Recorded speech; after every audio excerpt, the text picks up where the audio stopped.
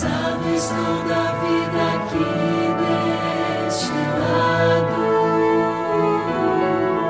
que meus braços quase já não podem remar, calejados e feridos por tantos dias, querem bálsamo daquele povo encontrar. Além do rio existe um lugar pra mim. Além do rio existe paz. A vida não terá mais fim, e com Jesus irei morar. Tenho já sonhado com aquelas moradas que olho algum aqui não viu e nunca verá. Tem beleza incapaz de ser comparada, pois a glória do Senhor presente está. Muito mais bonito que o sol do poente, ou a gota d'água em prisma como cristal. É o encontro de irmãos de fé redimidos. Compensou viver, lutar, vencer afinal. Além do rio existe um lugar pra mim. Além do rio existe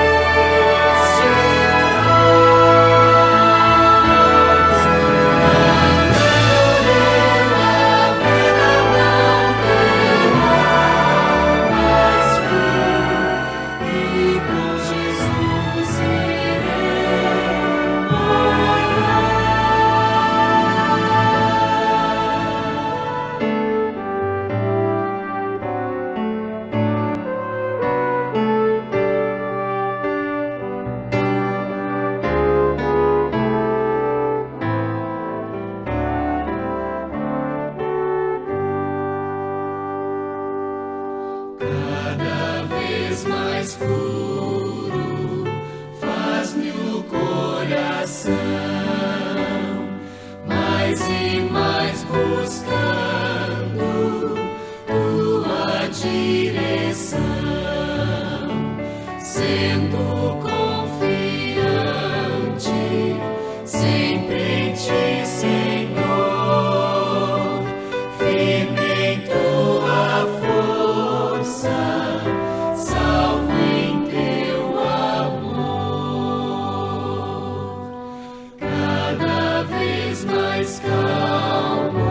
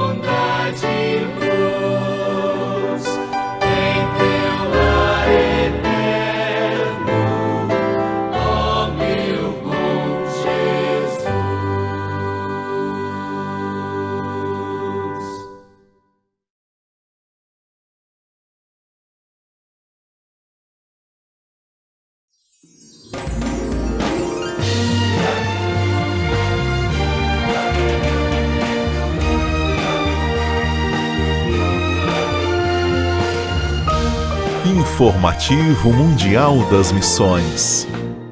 A conversão de David.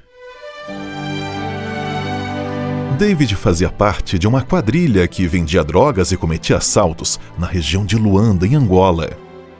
Certo dia, em um confronto com a polícia, todos os seus 12 colegas de crime morreram, sobrevivendo apenas David. Logo ele formou outra quadrilha, sendo desta vez líder do grupo, vendendo drogas e cometendo mais crimes. Durante os anos, David viu 180 colegas seus serem mortos. Foi preso 40 vezes e teve 3 condenações. Em uma das passagens pela prisão, ele teve o primeiro contato com a Igreja Adventista do Sétimo Dia. Um membro da igreja o visitava e oferecia estudos bíblicos, mas David não tinha muito interesse. Depois de cumprir a pena, ele foi solto e logo formou uma nova quadrilha. David estava de volta ao mundo do crime. Mas em pouco tempo a polícia o estava procurando e ele teve que se esconder no porão da casa da sua mãe. Lá, sua mãe levou um curandeiro para que tirasse David do crime, e por 4 meses o feitiço pareceu funcionar. Entretanto, no 5º mês ele voltou ao mundo do crime com mais entusiasmo do que antes. Então, certo dia, David conheceu um homem com tatuagens pelo corpo que todos o chamavam de Pimp. David imaginou que ele era de alguma quadrilha, mas Pimp não agia como um criminoso. Ele era diferente. Pimp era um adventista e passou a falar do amor de Deus para David, e isso o foi transformando. David ficou admirado com o amor de Deus ao ofertar seu único filho para salvar a humanidade. Ele acabou decidindo morrer para sua antiga vida e nascer em Jesus, sendo batizado em 2013 na Igreja Adventista. David respondeu aos crimes que cometeu e hoje estuda teologia na Universidade Adventista de Moçambique. Há 3 anos, as ofertas missionárias ajudaram a expandir a Universidade Adventista de Moçambique. Muito obrigado!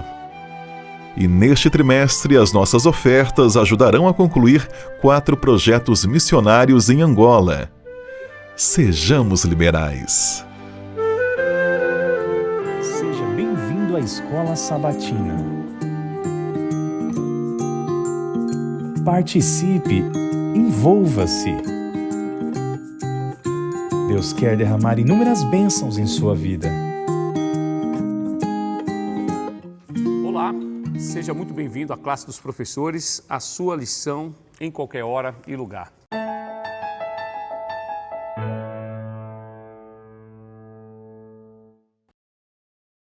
Muito bom, que bom que você está aqui mais uma vez conosco para recapitularmos juntos essa lição maravilhosa desse livro que nos traz grandes ensinamentos de Deus para nós.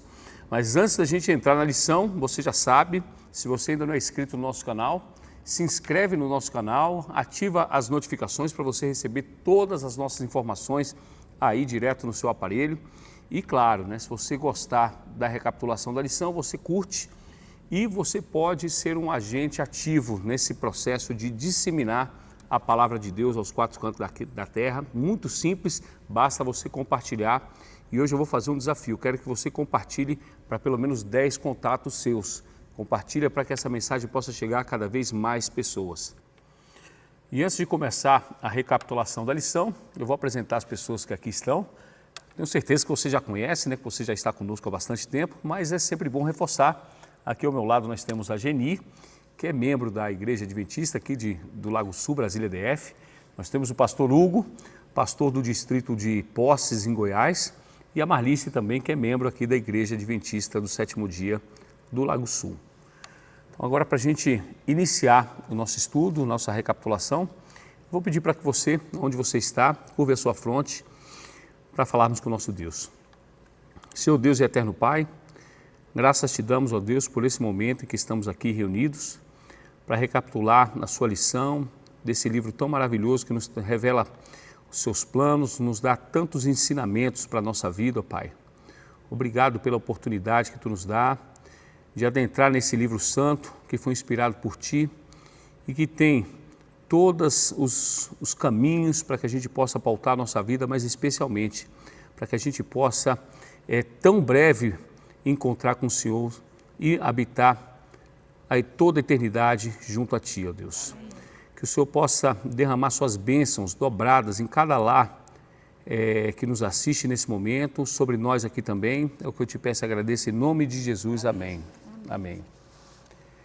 As raízes de Abraão.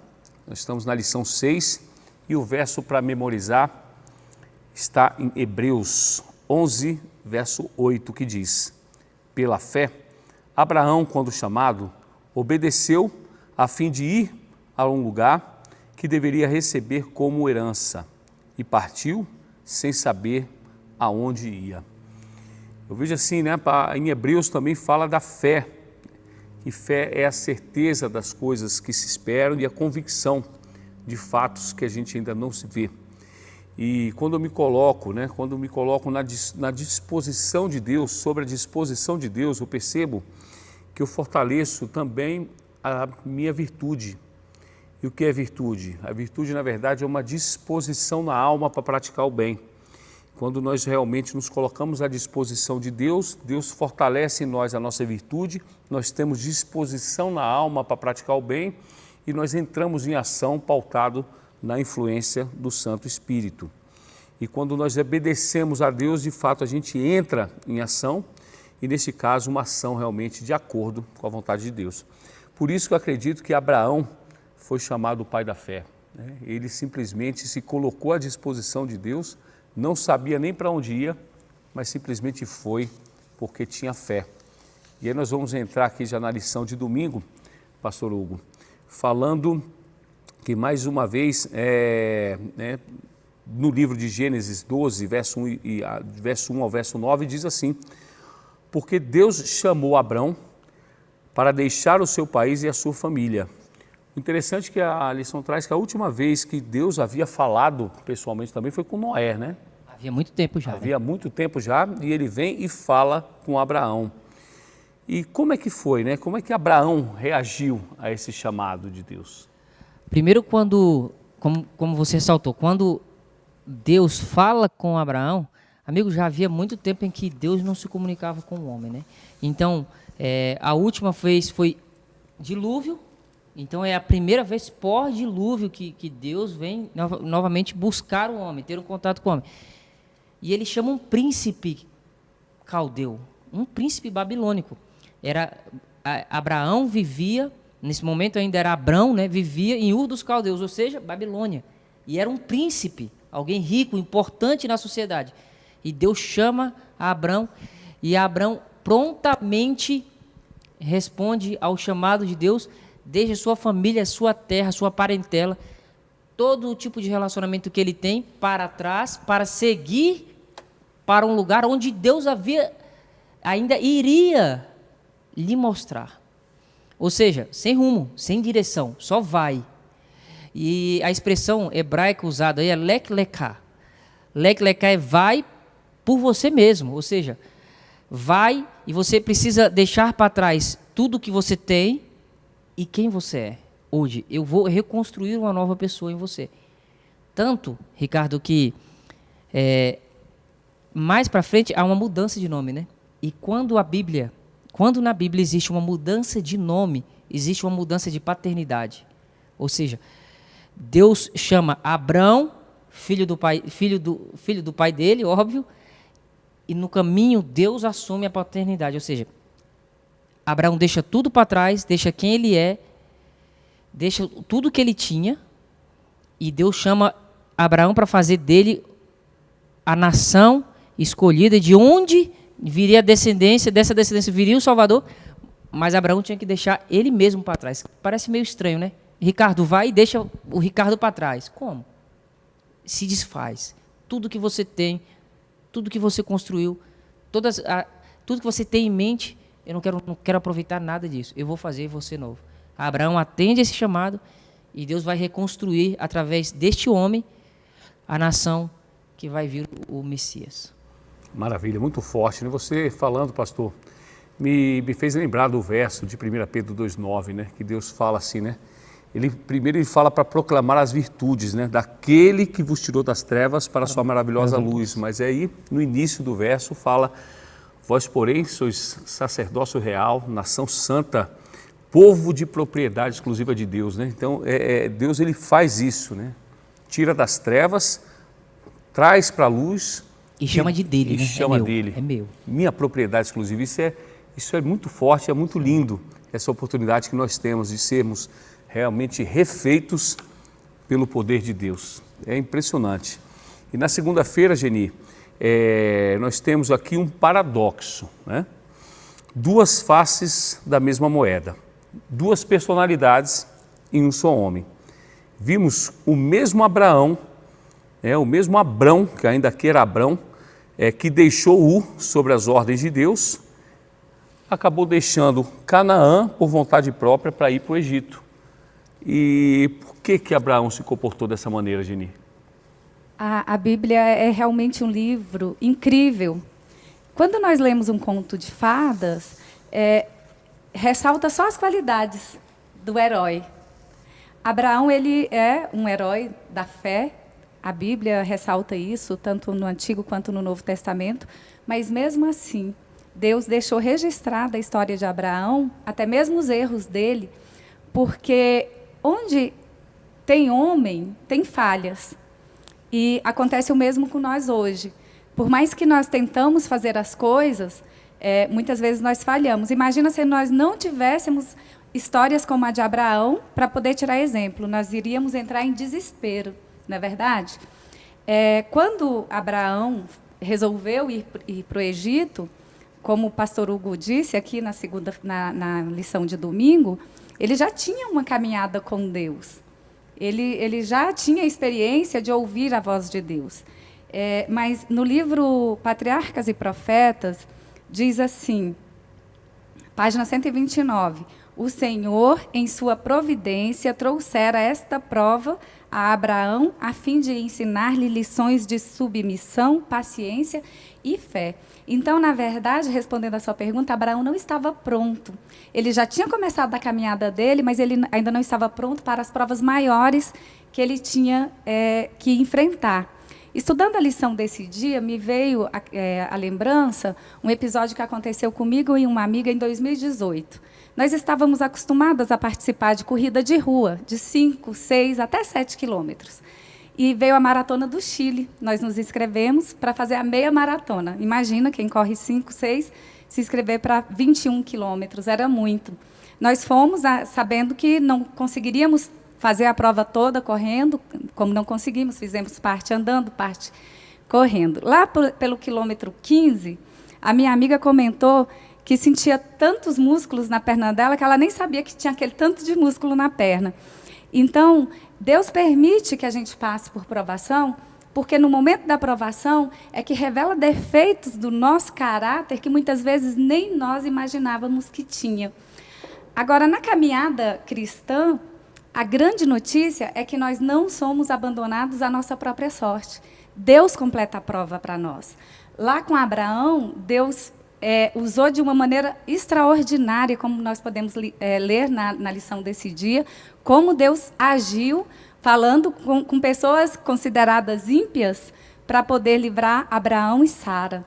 E não é diferente conosco. Deus também vem em nosso socorro. Quando passamos no momento de prova, não precisamos de ter medo. Basta a gente continuar. O grande segredo do atleta é continuar treinando. Abraão, ele realmente foi sem ouvir uma ordem, né, de Deus para que ele fosse. Mas Abraão, ele não desistiu da caminhada dele. Ele apenas foi passar um tempo no Egito por conta própria para fugir da fome. Tinha um motivo, né? Mas Abraão não desistiu. Ele poderia ter voltado para a cidade lá dele, onde ele era um príncipe, uma pessoa influente. Mas não, Abraão continuou seguindo. E é isso que nós devemos fazer, não desanimarmos, continuarmos perseverantes na palavra, na oração, na busca pelo Espírito Santo. Amém, amém. E aí chegamos na terça-feira, Marlice, nós percebemos aqui que tem uma história interessante sobre o caráter, né? Sobre caráter. Aprofunde um pouco isso aí, o que a lição nos traz na terça-feira?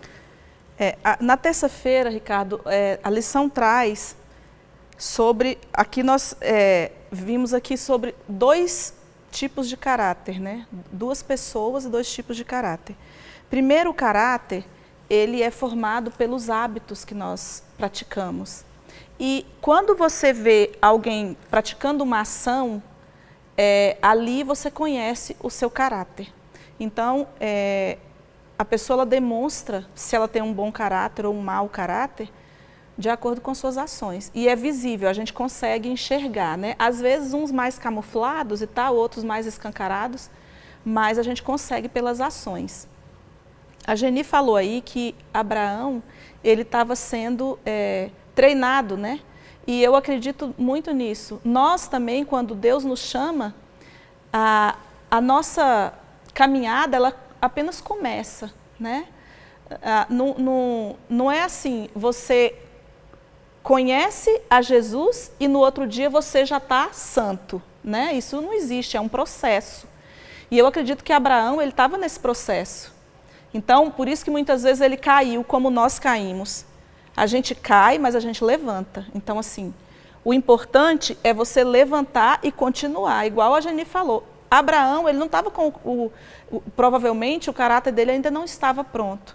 E aqui na lição nos mostra como era o seu caráter, né? Aqui a gente já vê a gente já consegue enxergar algo muito positivo. Foi quando os servos dele com os servos de Ló começaram a brigar, né, por causa das pastagens, do rebanho e tal. E aí Abraão chamou Ló para uma conversa.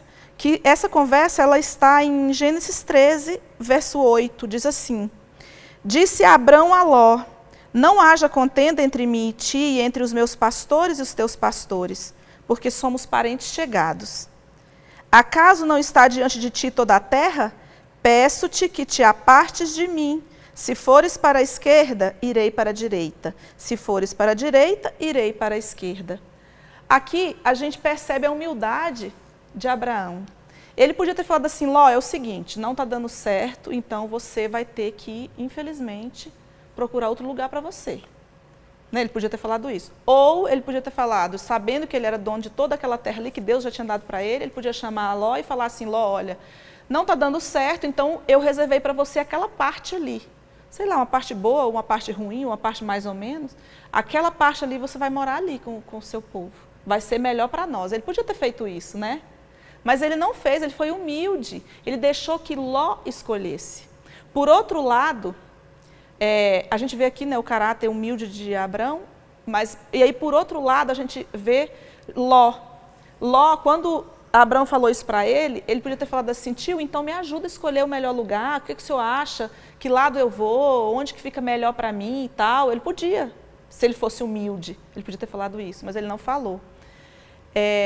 Ou ele poderia, vamos orar então para ver o melhor lugar para mim, para onde que a gente segue. Também não aconteceu isso. Ló, pelo contrário, olha o que Ló fez. Aqui no mesmo capítulo 13, verso 10 diz: Levantou Ló os olhos e viu toda a campina do Jordão, que era toda bem regada, antes de haver o Senhor destruído Sodoma e Gomorra, como o jardim do Senhor, como a terra do Egito, como quem vai para Zoar.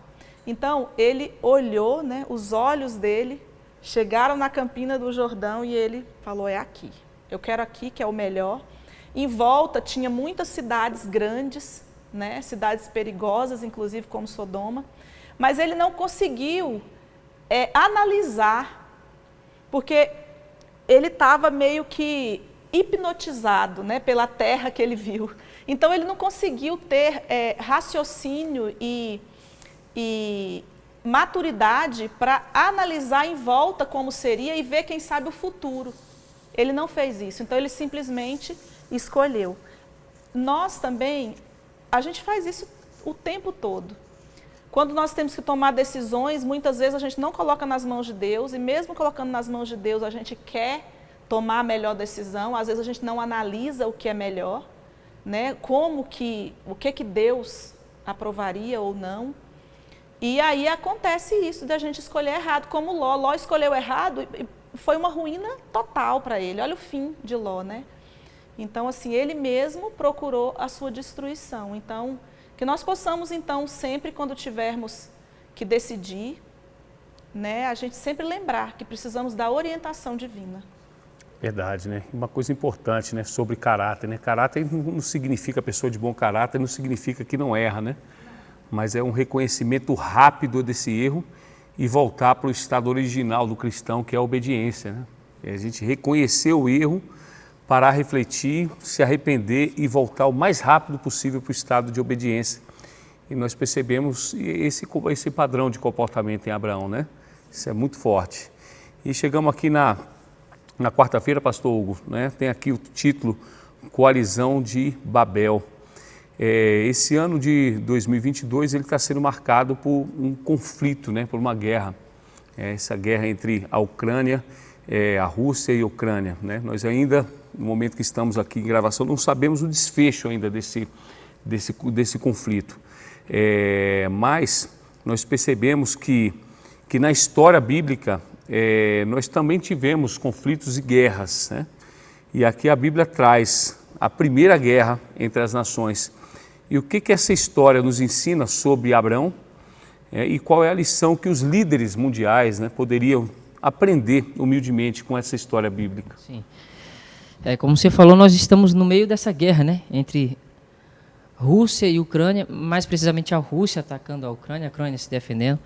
Como você falou, a gente não sabe o desfecho, mas se os homens parassem para se atentar a esse evento específico da Bíblia aqui, sobre essa guerra em que Ló, sobrinho de Abraão, é capturado, né, como prisioneiro de guerra, e observassem a postura de Abraão quanto à guerra, muitos dos problemas do mundo seriam resolvidos. Digo isso porque, se nós nos aprofundarmos aqui na leitura desse capítulo 14, do versículo 1 ao 17, Abraão, ele não está envolvido nessa guerra a princípio.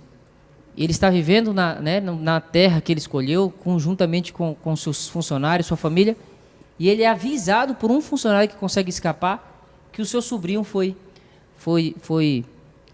preso, né? É um preso de guerra. Abraão, olha só, existe uma guerra ao redor de Abraão e ele não está preocupado, porque, primeiro, ele não conseguiu aquela terra com guerra. Foi uma promessa que Deus concedeu a ele. Então, ele não está acostumado a conquistar a terra com armas. Ele está acostumado a conquistar a terra com oração. Segundo passo, ao saber que seu primo está preso, um prisioneiro de guerra, ele arma uma estratégia rápida, ataca somente o pelotão onde Ló está, liberta Ló e sua família e encerra a conversa. Amigo, não devemos lutar as guerras dos outros. Devemos lutar a nossa guerra. Não devemos ir para confrontos que não trarão benefício para nós. Para confrontos, e eu digo isso em toda a seara da nossa vida, viu? A gente pensa que só em um determinado ponto. Algumas vezes existem soluções pacíficas para determinados conflitos, e essas soluções têm que serem buscadas. São as soluções em que nós oramos, buscamos a orientação de Deus e resolvemos o problema, não criamos mais problema. Abraão fez isso na guerra, Ricardo.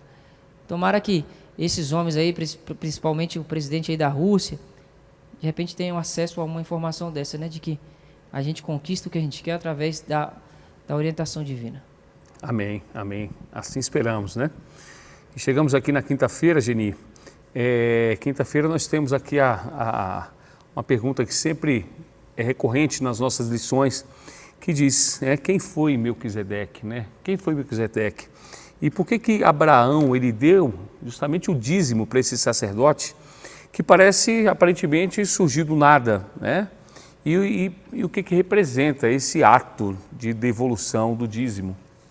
Então, Melquisedeque, ele era rei de Salém, nessa época aí, chamada Salém, mas depois passou a chamar Jerusalém. E a Bíblia descreve ele como sendo sacerdote do Rei Altíssimo. E ele aparece pela primeira vez na Bíblia, e a primeira vez também que na Bíblia se lê o nome sacerdote, até então a gente não tem na Bíblia. Ele aparece depois dessa guerra que o pastor Hugo citou, que foi dos 4 reis contra 5, onde Abraão saiu vitorioso, e o outro rei também foi ao encontro de de Abraão. Só que enquanto o outro rei foi atrás dos prisioneiros de guerra dele, que ele queria reaver, Melquisedeque foi com o objetivo de abençoar Abraão. E ele levou pão e vinho, referências também ao serviço do sacerdote, né?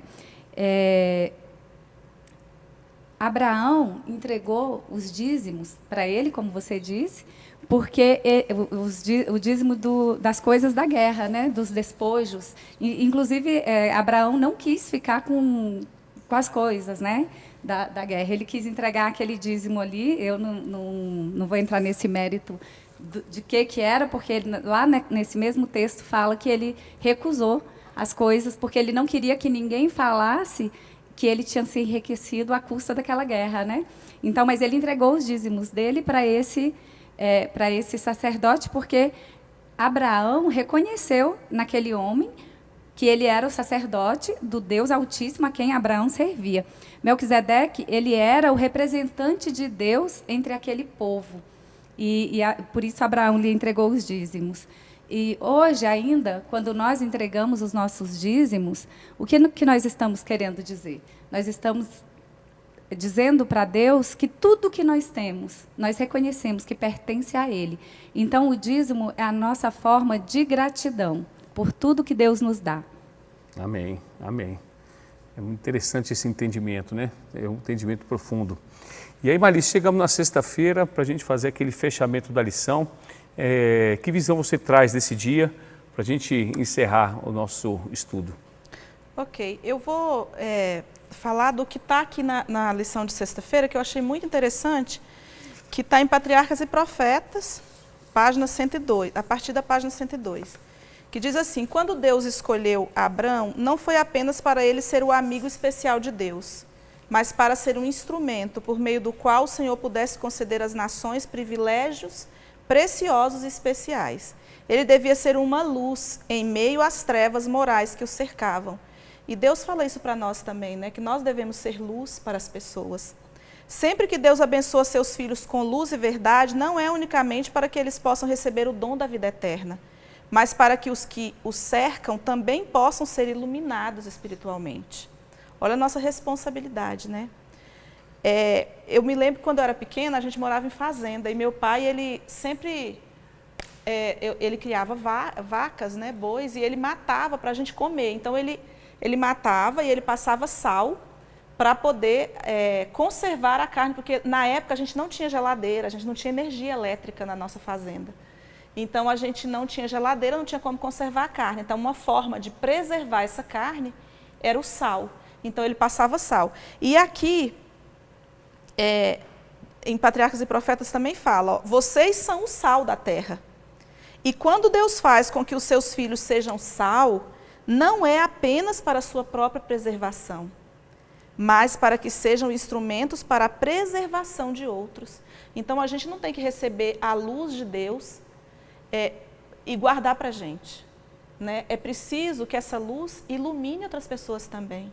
Porque Deus, Ele quer fazer de nós sacerdotes, né, como a gente já estudou aqui em outras lições, Ele quer fazer de nós sacerdotes para que a gente abençoe, por meio de nós Ele possa abençoar outras pessoas também. Então, que nós possamos ser essa luz e esse sal, né, da terra, não só para dar o sabor, mas também para preservar as outras pessoas que Deus quer salvar. Ô, Ricardo, só complementar com uma frase aqui o que a Marlice falou. O abençoado é sempre o meio, nunca o fim. Se você receber uma bênção, ela não tem que terminar em você. Você é o meio. Então, se você foi abençoado, é porque você precisa abençoar alguém. Muito bom, muito bom. Interessante demais, e como é profundo e como é prazeroso estudar, aprofundar e conhecer a palavra de Deus, tanto que ela nos revela, tanto que ela nos serve de guia, instrumento de guia para a gente pautar a nossa vida nessa jornada de aperfeiçoamento moral. Tenho certeza que você está impactado aí também. E para a gente fechar esse estudo, vou pedir para a Marlice, como você fechou bem, pode fazer uma oração para nós? Sim. Oremos. Querido Deus, obrigada, Senhor, porque o Senhor nos usa. Nós queremos te pedir, Pai, que faça de nós seus instrumentos e que a luz que o Senhor nos dá que possamos iluminar outras pessoas também. E que ao sermos o sal, Senhor, possamos ajudar a preservar outras pessoas para Ti. Tudo isso é o que nós te pedimos e agradecemos em nome de Jesus. Amém. Amém. Muito bom, mais uma vez agradeço a sua audiência. Mais uma vez eu peço, se você gostou da programação, curte a nossa programação e principalmente compartilhe essa lição para que essas bênçãos sejam espalhadas para cada vez mais pessoas. Muito obrigado pela sua audiência e nos veremos no próximo programa.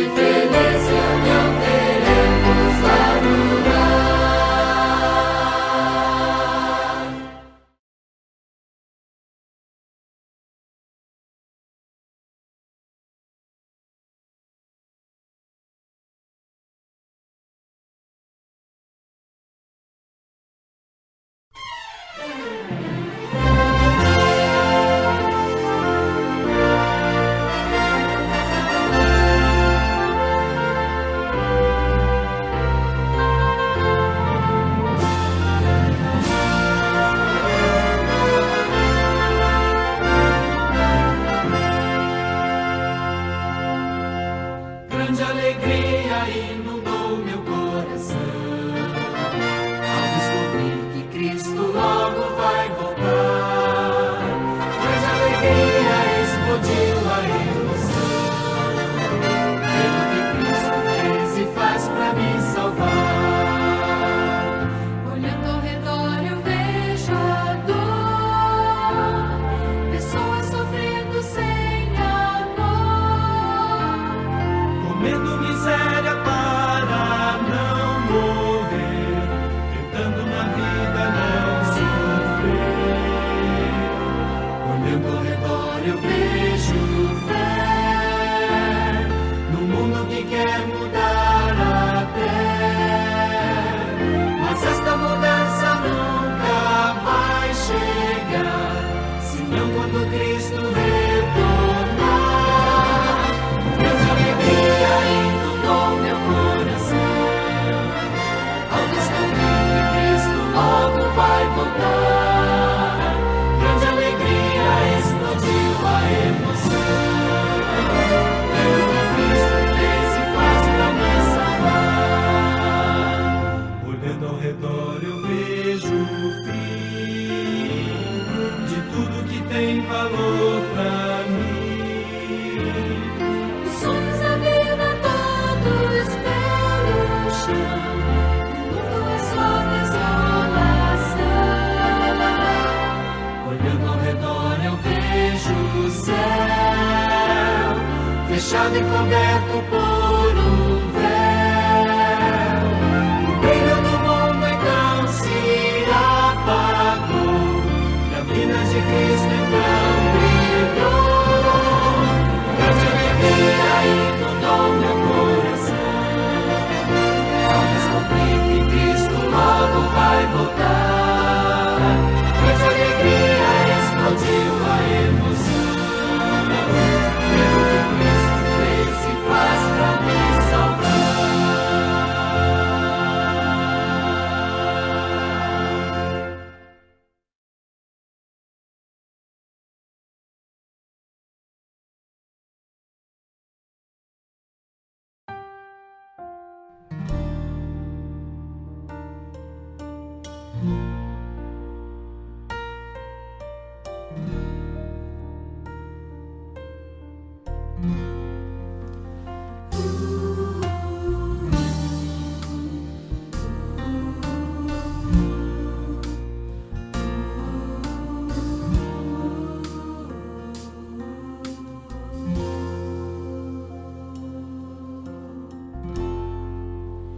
Preciso ouvir o teu querer, tua palavra,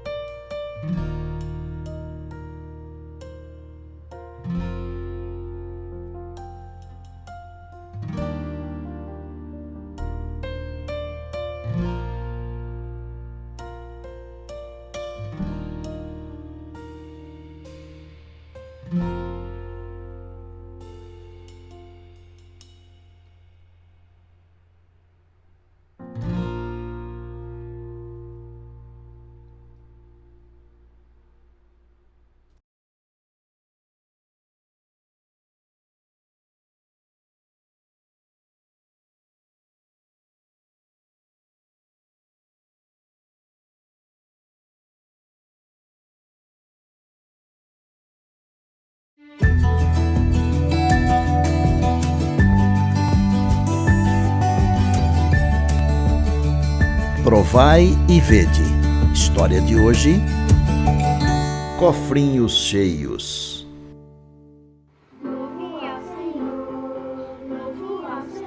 Estes são os meus pais. Eles gostam de cuidar de mim e da minha irmã e nos amam de montão. O meu pai se esforça para nos dar o máximo daquilo que precisamos, mas nem sempre nos dá tudo o que queremos. Às vezes, quando ele não pode estar em casa para brincar com a gente, é porque está trabalhando para nos dar uma boa educação, brinquedos interessantes e divertidos e, claro, uma alimentação saudável e saborosa, preparada com carinho todos os dias pela mamãe. Sempre que compramos em uma loja ou colocamos gasolina no carro, vejo meus pais fazendo anotações no celular. Papai me disse que eles fazem um tal de controle financeiro. Quando recebem dinheiro pelo trabalho, eles planejam antes como melhor usar nas necessidades da nossa família. Aprendi com eles que o dinheiro é o resultado de muito esforço e dedicação e precisa ser usado com cuidado para que não falte. Papai, olha que fofinho esse cachorrinho. Eu quero muito ter um desses. Compra pra mim. É fofinho mesmo, né, Emily? Vamos entrar aí na loja para ver quanto custa? Olha só, qual que é a raça dele? Quanto custa? Esse é um cachorro da raça Shih Tzu, tá com 45 dias e custa R$800 à vista. Vamos ter que ir para casa fazer as contas e ver se a gente consegue juntar o dinheiro para comprá-lo. Pode ser, Emily? Tá bom, olha que legal. A gente volta depois aqui.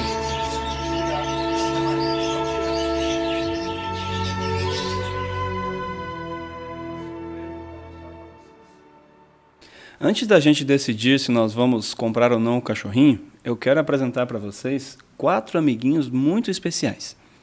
Olha só. Estão vendo esses daqui? Eles são 4 porquinhos que o papai quer contar para vocês uma história bem interessante. E eu quero começar com este daqui. É o Senhor Agora. E nele a gente coloca o dinheiro todas as vezes que a gente quer comprar coisas no dia a dia. Este daqui é o Senhor Desejo. Ele é um porquinho também interessante. No entanto, neste porquinho a gente guarda coisas que a gente demora um pouco mais para comprar. Por exemplo, um brinquedo, uma boneca. E este daqui é o Senhor Futuro. Neste porquinho a gente guarda coisas que a gente tem que juntar um monte de dinheiro. Por exemplo, quando a gente tem que fazer a universidade, quando a gente vai comprar uma nova casa, é neste porquinho que a gente guarda. Mas além desses 3 porquinhos, nós temos este daqui, que é o Senhor Bondoso. Ele guarda todo o dinheiro que a gente quer devolver, por exemplo, para Jesus. Os dízimos, as ofertas, nós colocamos neste porquinho. Entendi, papai. Qualquer coisa que quisermos comprar, temos que planejar antes. Papai, olha a minha bolsinha. Ela tem 2 partes, uma para o dízimo e outra para a oferta. Foi Jesus que pediu para fazer assim.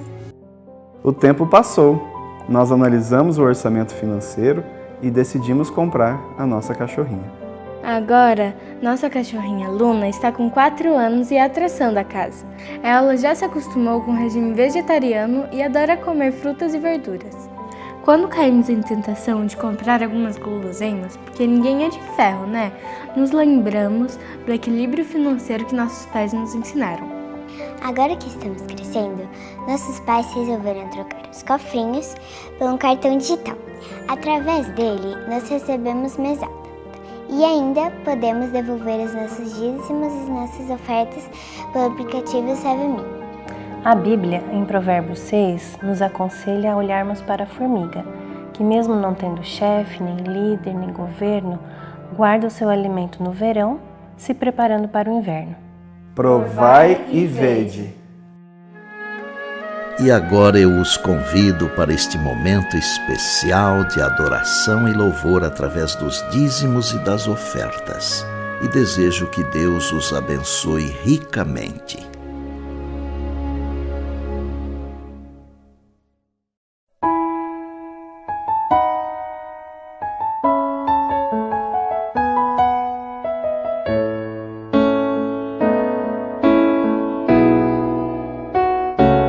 Entregamos o que é teu, ó Senhor.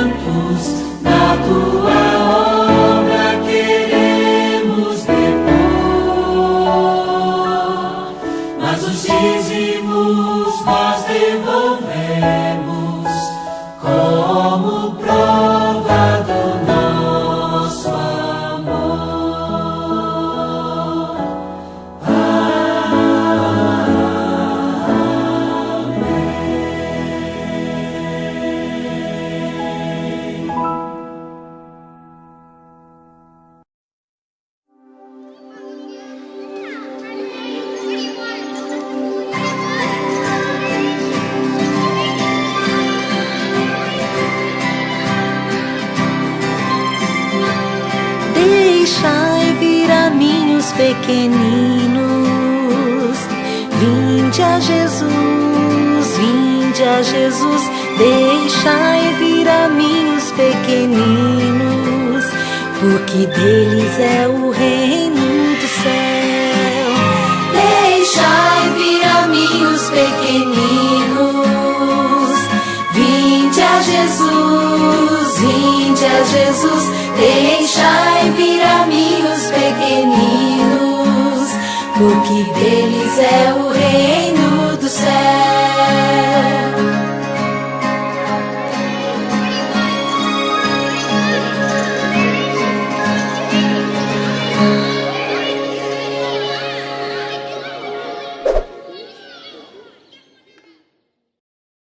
História de hoje: uma mãe sábia. Eu quero ser como Jesus. Olá, amiguinhos! Que bom nos encontrarmos mais uma vez para juntos estudarmos a Palavra de Deus. Nosso verso bíblico diz: eles viram que o menino era bonito e não tiveram medo de desobedecer a ordem do rei. Hebreus 11, 23. Amanhã vamos comemorar uma data muito importante. Vocês sabem qual é? Isso mesmo, o Dia das Mães. E a história de hoje é sobre uma mãe muito sábia e sobre uma família muito especial.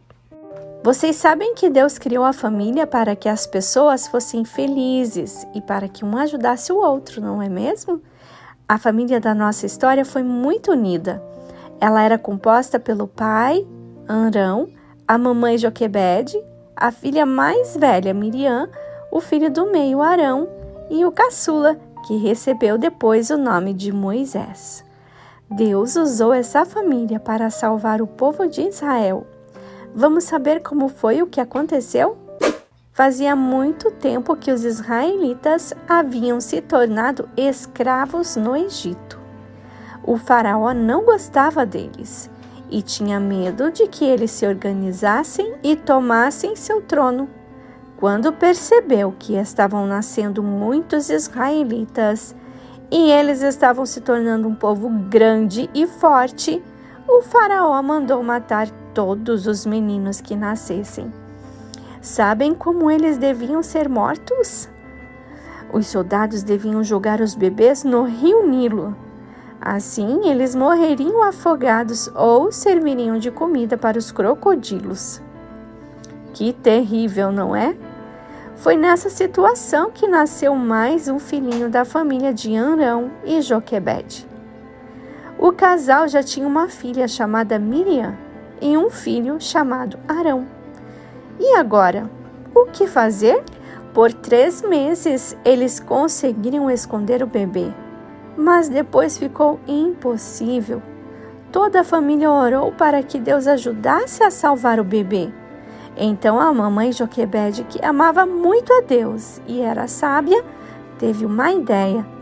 Se o rei disse que os bebês deveriam ser jogados no rio Nilo, ela colocaria seu bebê exatamente ali, mas o deixaria protegido, dentro de um cestinho feito de junco, que é uma planta que cresce na beira dos rios. Quando o cestinho foi levado ao rio Nilo, Miriam ficou por perto, observando. E vocês sabem o que aconteceu, não é? A filha de Faraó foi tomar banho no rio e encontrou o bebê. Ela ficou com pena do bebê e decidiu salvá-lo, adotando-o como filho. Colocou nele o nome de Moisés, que significa tirado das águas. Mas o melhor de tudo foi que ela pediu que Joquebede cuidasse do menino até que ele completasse 12 anos. Enquanto o papai trabalhava, Joquebede ensinava para Moisés tudo sobre Deus, a quem eles serviam. Miriam e Arão também foram bons irmãos. No tempo certo, eles também ajudaram Moisés na libertação dos israelitas do Egito. Deus pode fazer grandes coisas por meio de uma família unida. E é Ele quem dá sabedoria para as mamães cuidarem e educarem os seus filhinhos, para que eles também amem e queiram servir a Deus. Ele usou a mamãe de Moisés e pode capacitar as mães de hoje também, para que elas cumpram a nobre missão de educar seus filhos nos caminhos do Senhor. Vamos orar juntos? Querido e amado Deus, nós te agradecemos pela nossa família e por todas as mamães que o Senhor dá sabedoria para nos ensinar e nos educar. Te agradecemos em nome de Jesus. Amém.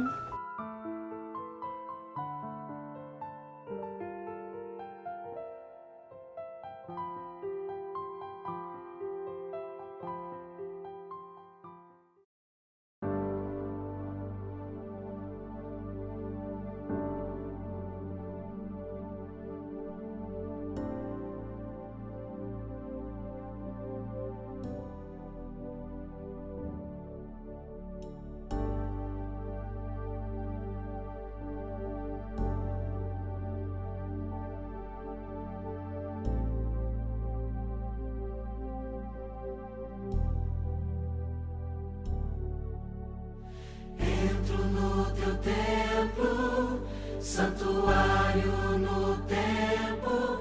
Quero te adorar como tu desejas.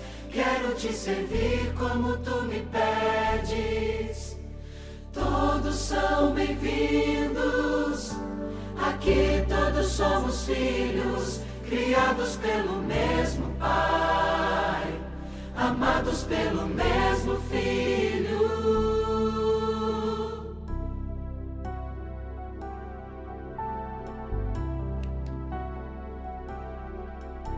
Depois de 6 dias, depois de criar a vida e ver que tudo era bom, e ver que tudo era bom, não ergueste um templo de pedra, não fundaste uma igreja para te adorar, Senhor, para te adorar, Senhor.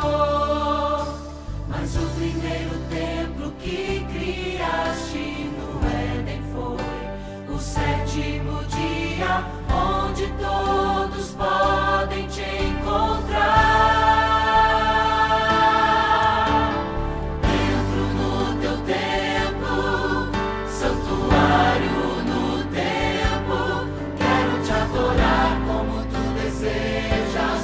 Quero te servir como tu me pedes. Todos são bem-vindos. Aqui todos somos filhos, criados pelo mesmo Pai, amados pelo mesmo Filho.